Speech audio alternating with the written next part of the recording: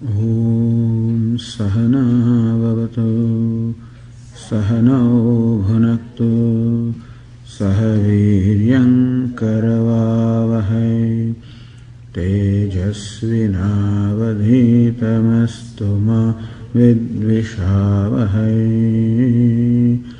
Om Shanti Shanti Shanti. Om Purnamadav Purnamidam Purnat Purnamudachyate Purnasya Purnamadaya Purnamevavashishyate. Shanti Shanti Shanti. Shruti Smriti Purananam Alayam Karunalayam Namami Bhagavat Padam Shankaram Lokashankaram Shankaram Shankaracharyam Keshavam Badarayanam Sutra Bhashya Krutau Vande Bhagavantau Punah Punah. Ishvaro Gururatmedi Murti Bheda Vibhagine Vyomavad Vyapta Dehaya Dakshinamurtaye Namaha. Recite the first two verses. Shri Bhagavan Uvacha Anashritah karma phalam Karyam karma karoti yaha Sasanyasi cha yogi cha Na niragnir na chakriyah Yam sanyasamiti Prahu Yogam tam vidhi Pandava Nahya sanyasta sankalpaha Yogi bhavati kaschana.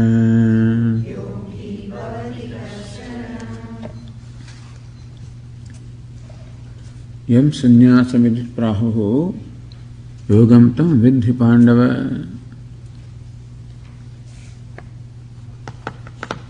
So, yogam meaning the performance of action. Understand that even performance of action also with a giving up of the attachment for the result of the action, meaning preparedness for accepting the results as they come.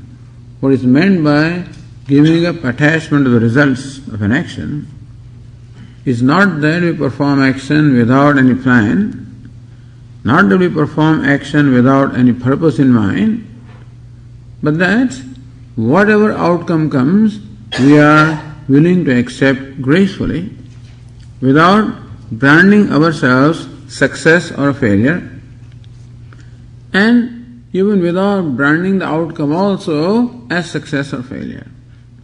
Because success and failure are very subjective things. A given thing can be called a success by somebody, may be called a failure by somebody else. In any case, the outcome is always in keeping with the input or the karma. So what is success? And what is failure? All one can say is that I had a certain expectation of an outcome, that expectation came true, so I call it success. And if the outcome is not according to my expectation, I call it failure. It's I, first of all, who places an expectation and then brands the result as success or failure. So Lord Krishna says, do not brand the result as success or failure. It is just the result, outcome. Better to call it prasada. Better to call it the prasada or gift of Ishvara. as a result of what you have done. All of this, of course, requires Ishvara, as we said in our life. It requires devotion to the Lord. It requires Shraddha in the Lord. It requires also a clarity about the purpose of life. A clarity is required.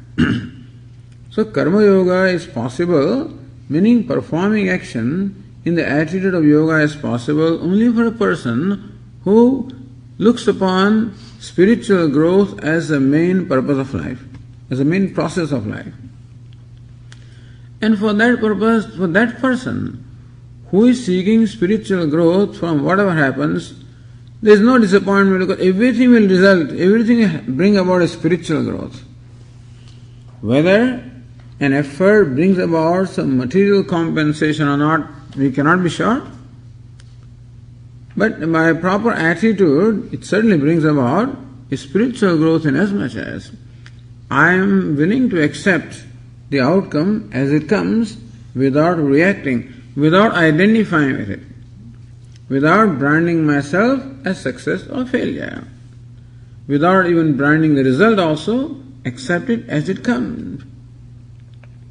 In which case, my nature of usually reacting, that when things do not go my way, then I react with anger and frustration and blaming. And when things go my way, then I again react with congratulating myself. Either self-congratulations or self-blaming or blaming somebody, this is usually the reaction towards the result of action. Or reaction towards various situations. The situations that we encounter moment to moment can be looked upon as a result of some actions or the other. And therefore, what is meant by and what is intended by teaching us an attitude towards result is in fact an attitude towards whatever I come across in life. God, give me serenity to accept gracefully what I cannot change, and a result I cannot change. So what have I not created? The situations I have not created, I come across them, I have to confront them. And so rather than branding a situation as desirable, undesirable, favorable, unfavorable, likable, unlikable, I first brand and then react. I first brand a situation as no good and then I react it by rejecting it. I brand a situation as very good and I react it by embracing it. So don't brand. Look upon every situation and every moment as prasad, as gift of God. And therefore have the spirit of being blessed. And so with blessing, with gratitude, accept everything that comes. And then see what you want to do.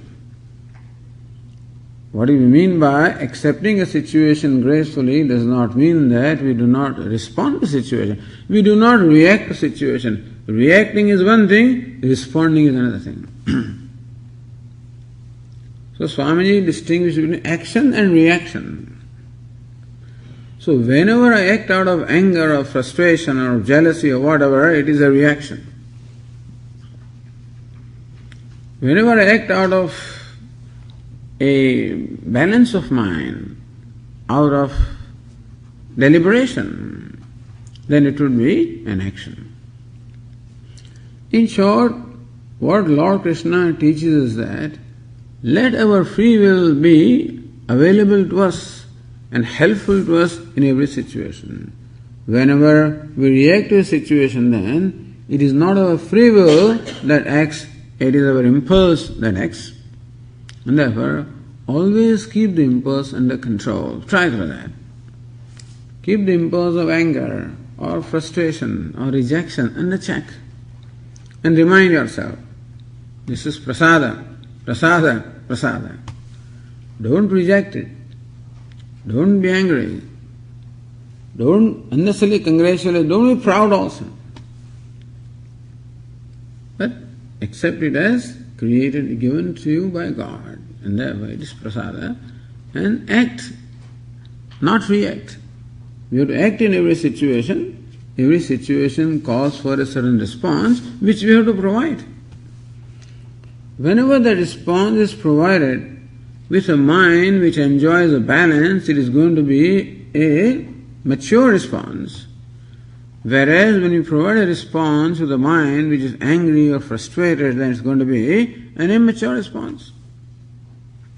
That's all that is asked for, that's all that is meant here by remaining free from attachment, that's all. So when we react, it shows attachment one way or the other.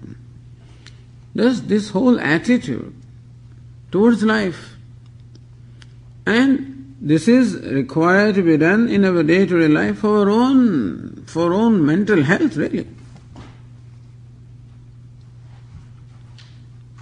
And then this attitude itself makes the life a spiritual life, because I always bring into picture Ishvara.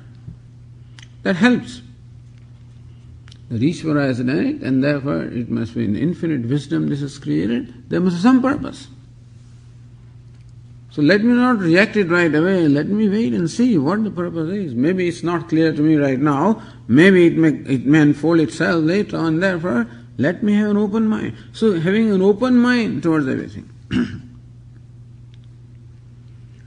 And this whole attitude enables me to keep under check my usual reactions. And this is how we progressively become free from reactions. We progressively acquire a mind or cultivate a mind that is able to maintain a balance on equanimity in the various situations. And then we can see also that every situation does bring something to me. It is a blessing in one way or the other. Either it's an open blessing or blessing in disguise, but it's there. We can appreciate Ishvara's grace in our life. That how we are enjoying grace in everything. The Swamiji, he gave me a slap. God do that? I don't know. Maybe. So, sometimes painful experiences are there, bitter experiences are there. It's very hard, difficult to see any grace in there. So we hold off. Maybe, I don't see the grace, but anyway, I'll give him the benefit of doubt. Something may be there. Maybe after some time, the grace may be evident. It's not evident right now. But even if it's not evident right now, I still don't reject it, at least. I say, let me see what it is. Let us wait and watch. And let us retain as coolness of the mind as possible, as much balance as possible. So all of this is a very mature way of living life also. So Lord Krishna says that this person will become a sannyasi one day. He'll become a yogi one day. What is yoga? Yoga is a means of connecting with Ishvara. Now every result or every situation, if it reminds of Ishvara, this prasada, then it connects me with Ishvara. And ideally, while performing an action also I remember Ishvara, that, oh Lord, you be pleased with this. May this be my offering to you. May I join your scheme of things, because Ishvara has created the world, and he has a certain way of doing things, then we join him. So rather than looking upon my life as a process of only making, material growth, I look upon my life as a process of discovering Ishvara. And the material growth comes in that process. So primary purpose is not the material growth, primary purpose is spiritual growth, and the material growth is a consequence. I will give you the example that when I plant a seed for a mango tree, in course of time, the mango fruits do come, which is the purpose. But then on the side, we also get the shade and flowers and leaves. And so also, the material growth has to come. Because when we have a mind which is relatively enjoying the poise and equanimity, a balance, then that the judgment by such mind is going to be better. The judgment arises from an evaluation of a situation. And I can evaluate a situation well if my mind is in balance. I can judge the pros and cons better. My decision also judgment is going to be better decision also is likely more mature. And that way I can live my life very more effectively. So I'll be successful anyway. So material success also will come to a person who is able to manage himself. Bhagavad Gītā teaches self-management. And the other management will be easier when we can manage ourselves. In spite of all the talents and capabilities we have, if we cannot manage ourselves, then we become incapable of managing situations also. I may have all the capacities of dealing with situations, but if my mind is not available to me, then it doesn't help me. As in case of Arjuna also, he had all the capacity to fight and win this battle, but he could not manage himself. And his mind was filled with grief. And so he says, Lord, I cannot even stand. I cannot even hold my bow. It is slipping from my hand. And I am feeling dizzy. I cannot stand. You have to sit down. Arjuna. So what it means is that it is not only enough that we have the capabilities, which we should have, but it is also necessary that we should be able to manage ourselves, manage our mind, manage our emotions, manage these impulses, and not be managed by them, but manage them. In Swamiji's words, to be able to manage our raga dveshas and not managed by them. To manage our desires and not managed by them. To manage everything and not managed by anything. This is what a Vedanta likes. He likes freedom. In every situation, he always wants to, not management, not that he wants to manipulate or control. He just wants to be free so that his free will and all the wisdom which he has is available to bear upon a given situation.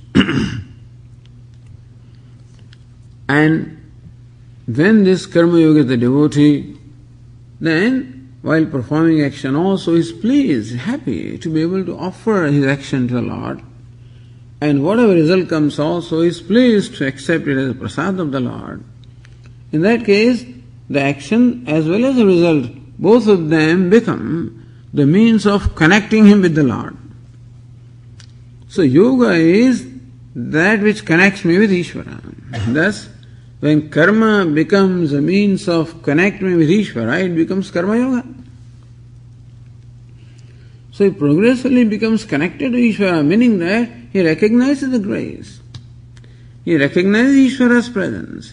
He recognizes how everything is His grace. That I can perform an action also is His grace. That I am existing itself is His grace. That I can breathe and walk and talk is His grace. And that I can perform an action is His grace. Everything is grace. Which is there for us to appreciate, that's all. Everything is there. The flowers are all there, provided my mind is available, then I can enjoy it. The birds are there if my mind is there. The trees are there. Everything is there. Ishvara is there, His grace is there, His order is there, it's all there. It is for us to enjoy a mind, to have a mind which can appreciate that. So this whole approach towards performance of action and towards the result of the action is meant to progressively give us a mind which becomes free from the impulses of likes and dislikes, impulses such as anger or frustration, which enjoys a greater and greater poise, which enjoys a greater and greater equanimity, and which also enjoys more and more the presence of Ishvara. Because what is Ishvara? Where is God? What is not God? As Vedanta says, what is Ishvara? And so it's not that you have to go someplace to appreciate Ishvara. But what is Ishvara I can see provided my mind can see what is. Usually mind does not see what is. Mind projects something or other and then sees what is. Usually I am wearing the glasses of likes and dislikes, and therefore I project things upon what is, and therefore I do not see things as they are. Out of my fears, out of my insecurities, out of way, I don't see things as they are. Either I see the world as a threat if I am fearful, or I see the world as a place of extracting pleasure if I am, if I am a pleasure-seeking person.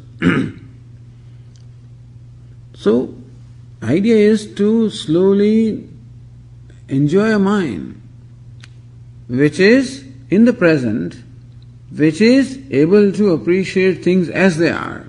Then everything is fine. Everything is fine if you can appreciate them as they are. Which is Ishvara, because everything is Ishvara.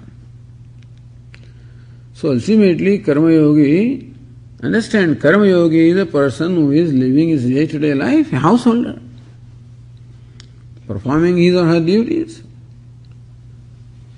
That itself is quite enough to help him or her appreciate Ishvara. And therefore, in the third verse, Lord Krishna says,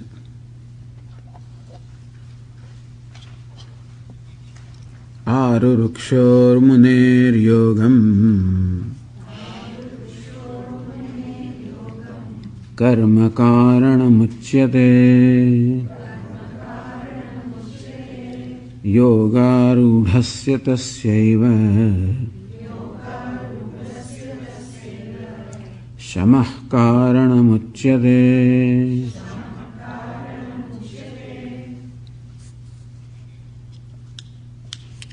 Lord Krishna says, Yogam arurukshoho, arodhum ichchoho, one wants to climb.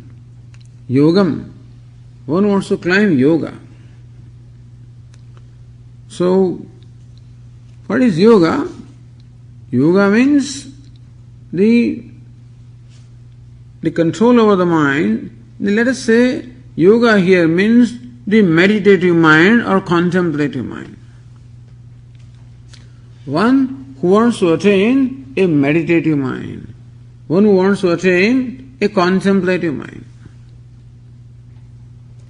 What is meant by a meditative mind is a capacity on my part to be able to focus my mind upon whatever I want to think about. That's all. Usually it is my mind that decides what it wants to think about.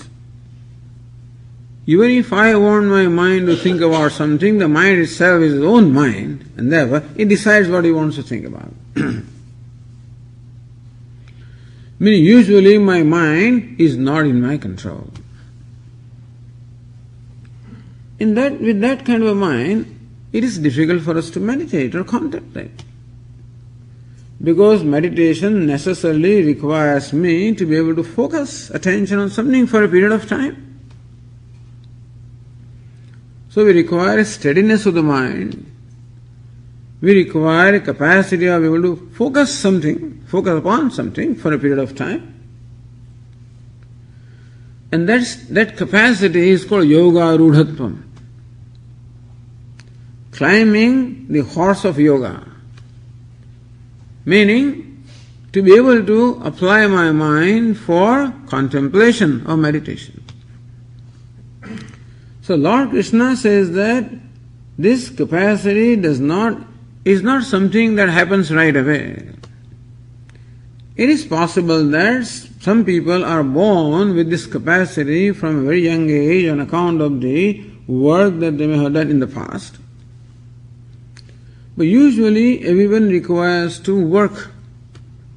Everyone requires to put in a lot of effort to cultivate a frame of mind which enjoys meditation, which enjoys contemplation. So, a meditative mind is a mind which enjoys meditation. And That happens when, as the next verse will tell us, I am free from the need of enjoyment from other things. A mind, so in Vedanta, they talk about Antahkarana Shuddhi and Antahkarana Naishalyam. Antahkarana Shuddhi, purification of mind. Antahkarana Naishalyam, the single-pointedness of the mind. So what we require is also a mind that enjoys purity. And what is meant by purity is that the mind is free from these impurities,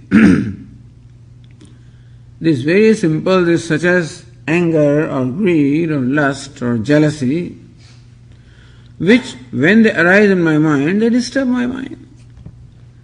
My mind becomes agitated, becomes disturbed, loses control. Whenever anger arises, whenever greed arises, whenever jealousy arises, whenever any of these negative emotions arises, that time mind cannot enjoy quietude. Therefore, they are called impurities. They are products of rajas and tamas. The mind is made of the three dispositions, sattva, rajas and tamas. Sattva stands for purity, rajas stands for agitation or dirt, tamas stands for darkness. So when the mind is in the influence of tamas, that is very dull. No initiative, no desire, no interest in doing anything. Only sleep, laziness, lethargy, this is what the mind likes when the mind is under the influence of tamas. Tamas means darkness. When the mind, rajas means dirt or dust. So when the mind is under influence of rajas, it becomes agitated, becomes restless. All desires one after the other rise. Actions one after the other follow. He cannot enjoy poise. That mind cannot enjoy poise, cannot enjoy quietude. There is something he keeps on propelling it from one activity to the other. This is rajas. When the mind is sattvic, then it enjoys the tranquility, enjoys its self-sufficiency, enjoys the contentment. It is at poise, it is at peace with itself. So when the mind is an sattva, then it is at peace with itself. Like a clear pool of water, from which all the dust has been removed, and whose surface also has become very calm, then that pool of water becomes a transparent body of water. And how you can see through it. And so also, when the mind is free from dust and free from agitation, from tamas and rajas, the mind also becomes like a transparent pool. And we can experience the self. Self or the Atma is the nature of Ananda, happiness. We can experience happiness, that is our own self, when the mind has become tranquil, has become placid. That's why we say that there is no need for us to run after the happiness somewhere. What we need to do is to make our mind transparent, make our mind placid, like a placid or clean pool of water, a transparent pool of water. Make the mind like that, that mind will automatically reflect or manifest the happiness which is its own nature. Tat sukham satvikam proktam atma buddhi prasadajam. My mind itself becomes pleased with me. It becomes cheerful. It reflects the happiness which is the nature of self. Meaning that a person who enjoys sattva is happy for no reason at all. Happiness really does not require reason in our life. Unhappiness requires reason. Today it looks like happiness requires, unhappiness doesn't require reason. So it looks like. It looks to us today that happiness is now and then, requires a reason. Unhappiness is perpetuated, so it doesn't require reason. No. Really speaking, happiness should not require reason because it's my nature. Unhappiness requires reason. In terms of worries, anxieties, etc.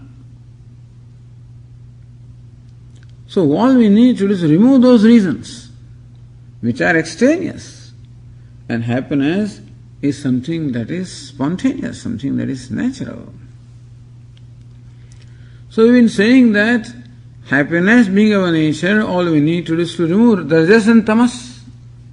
Meaning remove raga dveshas. As the mind becomes sattvic, it will reflect the happiness of self as it is. So what is required for meditation or contemplation is a sattvic mind, which is free from rajas and tamas, free from the impurity and free from agitation. Call it free from raga and dvesha, likes and dislikes. So that is called yoga. By yoga here we mean a state of mind which is sattvic mind, where the mind enjoys purity or tranquility, where the mind enjoys a peace with itself.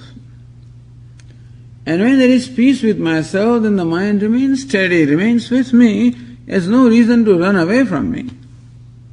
Then the mind is available to me for me to apply it wherever I want. So Lord Krishna says that to be able to perform meditation, it is necessary to enjoy a mind like that. Arukshoho munehi yogam karma karanamachyate. For the person who wants to acquire a mind which is meditative or contemplative, a person who wants to acquire a sattvic mind, or a person who wants to acquire a mind which enjoys purity as well as tranquility, karma karanamachyate, that person should continue to perform karma with the spirit of yoga. By karma mean karma yoga gam karanochyate. Karma yoga is the means of acquiring such a mind. What it means is that our life, the active life, day-to-day activities can be so performed that progressively we acquire a meditative or contemplative mind. Usually, the way people live their life is that as they proceed with life, they become more and more agitated, usually. Because if the life is not lived intelligently, then same life and same duties and same actions can become means of increasing agitations, increasing stresses, increasing conflicts, increasing discomfort with myself. If these actions are performed with wrong attitudes, not as an attitude of worship, but with an attitude of always satisfying, gratifying the ego, if actions are performed only with self-centered motive, with only the motive of gratification of my sense, of gratifying the ego, then those actions become the means of increasing raga dveshas and thus increasing agitations in my life. So, by itself, karma is not an answer. It is the attitude with which you perform karma is really what matters. So, karma or action or duty becomes an occasion for us to command a certain attitude or maintain a certain attitude. And therefore, from now on, whenever we are about to do anything, we remind ourselves, okay, mind, what attitude, why are you doing this? What's the purpose? Are you seeking some recognition? Are you seeking some pleasure? Are you seeking some material benefit? Are you seeking to gratify the ego? What are you doing? What are you seeking? It can be helping in the kitchen, cleaning the floor, cutting the vegetables, working in the garden, working in the office, wherever I am. I can always ask my mind, so understand that we have to become familiar with our own mind. We have to become familiar with the way our mind works, the way the mind thinks, what kind of intentions the mind entertains. We should become familiar with all of this. And then we apply this teaching, that the intention should be that my action should become a means of worshipping Ishvara. The action should become a means of expressing my sense of gratitude. An action should become a means of giving what I have rather than acquiring what I don't have. An action should become my contribution. If I keep reminding myself and then perform actions that way, then fine, action is the same. But depending upon what attitude I entertain, that attitude can be maintained. In that case, we say action is performed with the attitude of yoga. Lord Krishna says, this attitude of yoga, the selflessness, as much as we can entertain, the spirit of serving, spirit of cooperation, spirit of worship, that is conducive to acquiring a mind which is capable of meditation or contemplation. That brings about a purification of mind and also gives us this steadiness of the mind. So how karma becomes a means of dhyanam? For that's why Lord Krishna says that this is, as we said, the chapter on meditation. But Lord Krishna says that karma yoga is a means of acquiring a mind which has the capacity to meditate. Therefore, karma karanam uchyate. Karma means sadhanam. The karma means karma yoga becomes sadhanam, means for gaining. That's a vairagya, gaining a sattvic mind, gaining purity of the mind, gaining steadiness of the mind. When you gain that kind of mind, when you have a mind that enjoys that placidity, single pointedness, contemplativeness, then you will find that the mind now, the interests change.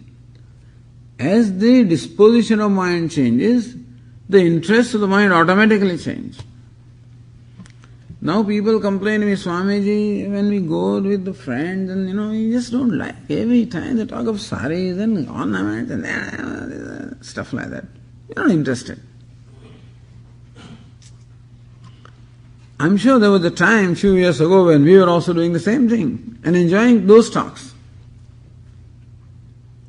But now I guess the mind has discovered a different kind of joy, and therefore it has grown out of that. So this is the problem of growing out. Growing out of the lower forms of pleasure because we have now acquired the higher forms of joy. Second chapter, Lord Krishna says, Rasopyasya param drishtva nivartate. Our fascination for a given thing goes away when we have discovered a higher level of joy. So that is life. Progressively discovering higher levels of joy. Because life has such an amount of potential. The highest level of joy is when you are totally filled with joy. All that is possible. And recognizing that possibility and making a commitment to that possibility is called spiritual life. And most people do not even know that. Therefore, they hang on to the same kind of thing for the whole of their life. Meaning at the age of 75 also a person does the same thing that he was doing at the age of 25. Same dancing, same drinking, same stuff, same gambling, everything. They think that I am living full life. Means you're not grown at all. You're not grown. You've not discovered other dimensions of life at all. Life has many dimensions. It's all right for a young man to do those things, okay? Same stuff. For the rest of that means that we have, and what happens is, the grosser the source of joy, more conflict and more struggle is involved.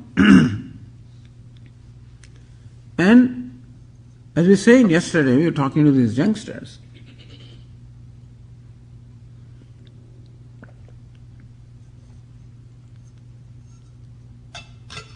How the happiness that appears to come by fulfilling desire is the binding happiness. Because you fulfill one desire, other one will arise. Not only that, but the mind will want more and more the same thing to get the same quantum of joy. For getting a certain quantum of joy, formerly I needed something. Maybe 1 cup of coffee, 1 movie, something. Now for the same quantum of joy, I may need now 3 cups of coffee or 4 movies or something, because that's how it works. And so person becomes more and more addicted, more and more dependent, more and more helpless. So we have to see all of this as to what is happening to my mind. Am I progressively becoming more free or am I becoming more bound? And so Lord Krishna says that performing action, attitude of yoga, is a means of acquiring mind that enjoys that placidity, tranquility, purity. Yogarudasya tasyeva shamah karanam uchyate.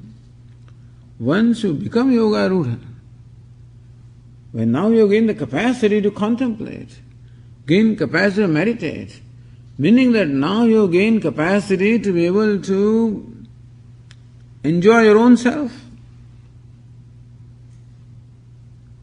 Then, Shamah Karanam Uchyate, Lord Krishna says that now one can disengage from all activities. Now Karma Yoga is no more required. Karma is no more required. Now he is ascended to the next step called the Dhyana Yoga. So first step is Karma Yoga, next step is Dhyana Yoga. The yoga of meditation or the yoga of contemplation. He has now discovered the capacity to be able to gain the joy out of meditation or out of contemplation. So now he has discovered a much subtler level of joy, and therefore he no more has needs for karma and its achievements. Yoga arudasya tasyeva shamah karanam uchyate. We say that there is a lifestyle called renunciation, where a person becomes renunciate with the main purpose of pursuing knowledge. Now he has given up all his other duties and responsibilities, as we said, and all his claims, so that he or she can devote himself totally towards the pursuit of knowledge. And what does pursuit of knowledge involve? We said it involves Shravanam, Mananam, Nididhyasanam, listening to scriptures from the lips of the teacher, reflection upon what you listen to, and deeply meditating upon what you know to assimilate that. This is what we call a life of pursuit of knowledge, Jnana Yoga. A contemplative life. This is possible only when the person has become free from the need to do things. When a person has discovered a self-acceptance, a contentment with one's own self, that the mind has become free from inner conflicts, that I no more have any complaints or dissatisfaction about myself. I no more blame myself or anybody, I have no discontentment, I am quite content or happy with myself. So when a person has thus discovered that poise, then he is ready for embracing the life of a renunciate. And understand that life of renunciate is not meant to give up. Swamiji, are you giving up, shirking responsibility? It's not so. It looks like he is giving up something, but rather than that, he is embracing something. And for climbing the next step, we have to give the first step. My foot cannot be simultaneously on the first rung of the ladder and second rung of the ladder. To climb the second rung of the ladder, I must give the first rung. For going to university, I have to give up my high school anyway, even though I was there for 12 years and I love that place. But still, you have to. So, this is called growing out. Renunciation is not discarding or abandoning something. Renunciation is growing out of something. So now that he is qualified to go to university, he can renounce the school. For qualifying for university, the school is a means. And once that means has fulfilled the purpose, now leaving the school is a means.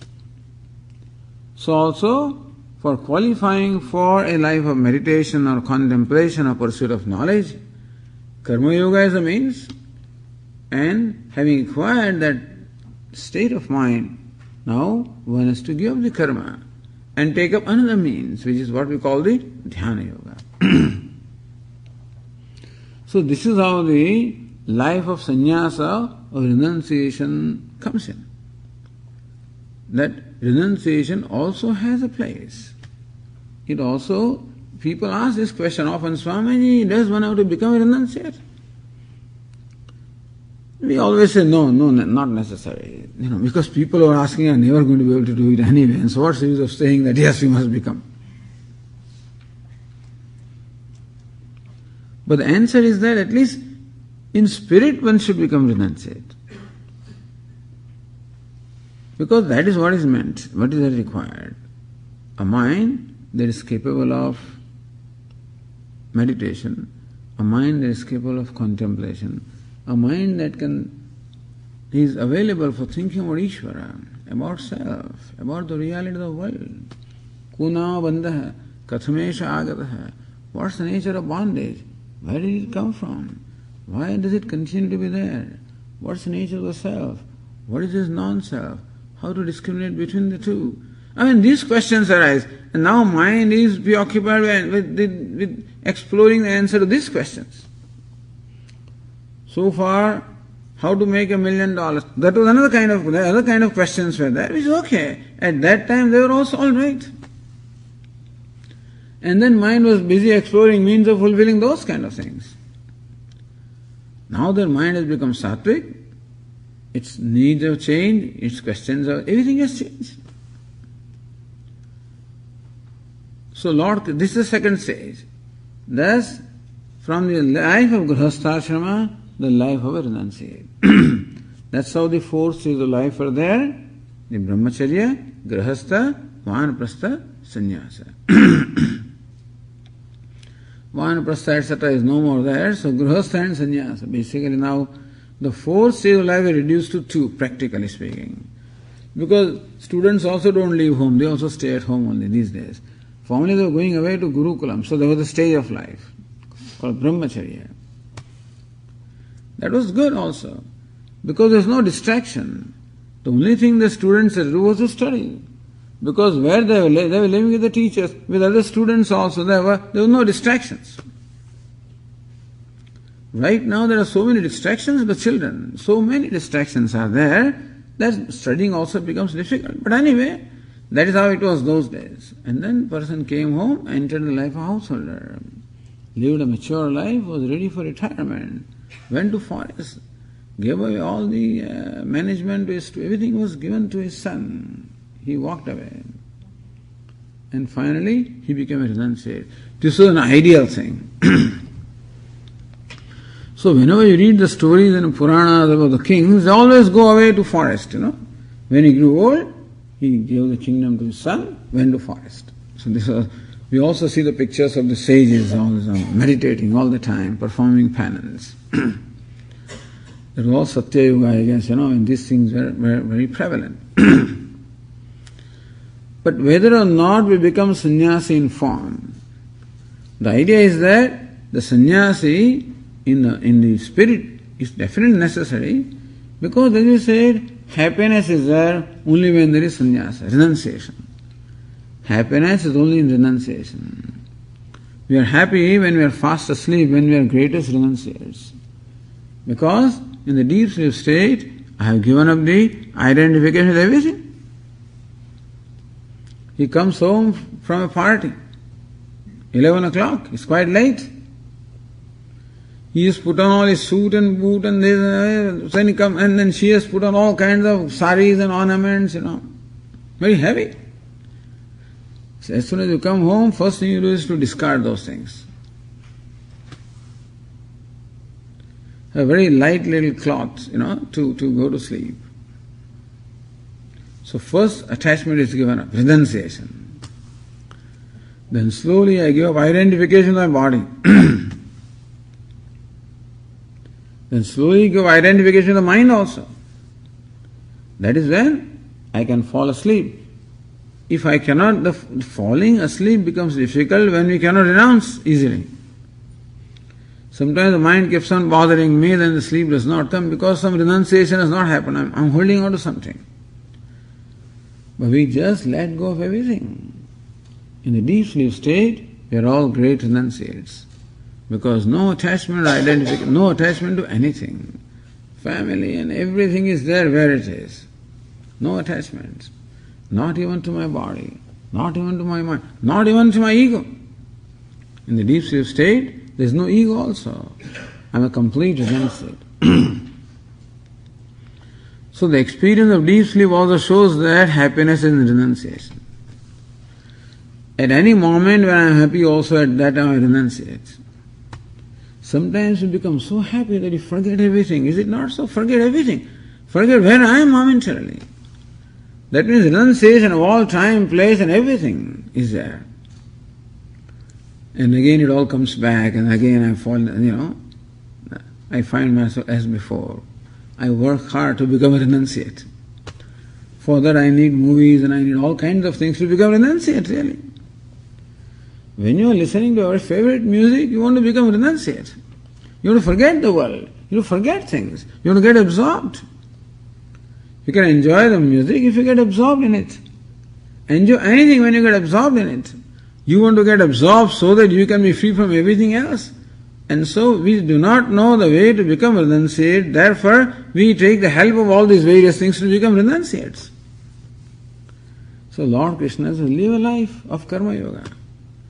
That will make us renunciates progressively. Because raga dveshas have to be dropped. And freedom from raga dvesha is called yoga rudhatvam.